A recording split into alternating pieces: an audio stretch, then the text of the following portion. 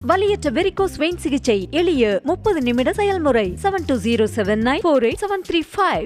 திண்டுக்கல் மாவட்டம் கொடைக்கானலுக்கு சுற்றுலா வந்தபோது மதுபோதையில் வாகனத்தை ஓட்டியதாக அபராதம் விதிக்கப்பட்ட கேரள இளைஞர் அபராதத்தை கட்ட தவறியதால் பிடிவாரண்ட் மூலம் கைது செய்யப்பட்டு சிறையில் அடைக்கப்பட்டுள்ளார். கூடுதல் விவரங்களை செய்தியாளர் குறிஞ்சிவேல் வழங்க கேட்கலாம். குறிஞ்சிவேல், வணக்கம். முழு விவரங்கள்.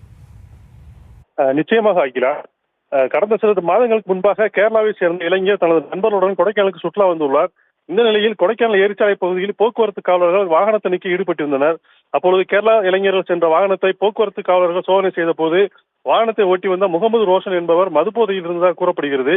மேலும் அவரிடம் காவல்துறை விசாரித்த பொழுது காவலர்களோடு வாக்குவாதத்தில் ஈடுபட்டதாகவும் அதனைத் தொடர்ந்து முகமது ரோஷன் மீது மது அருந்திவிட்டு வாகனம் ஓட்டியதற்கு அபராதமும் விதிக்கப்பட்டதுடன் வாகனத்தையும் பறிமுதல் செய்தனர்.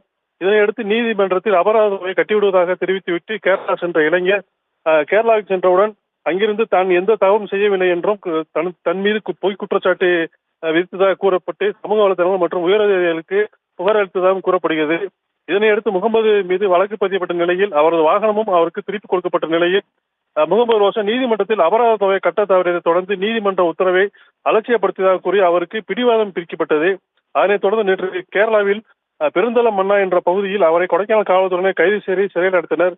மேலும் இவர் மீது கேரளாவில் கற்பழிப்பு உள்ளிட்ட 5 வழக்குகள் வரை தற்போது நிலுவையில் உள்ளதும் குறிப்பிடத்தக்கதாகிறார். விவரங்களுக்கு நன்றி குறிஞ்சிவேல். வலியற்ற வெரிகோஸ் வெயின் சிகிச்சை எளிய 30 நிமிட செயல்முறை 7279487335.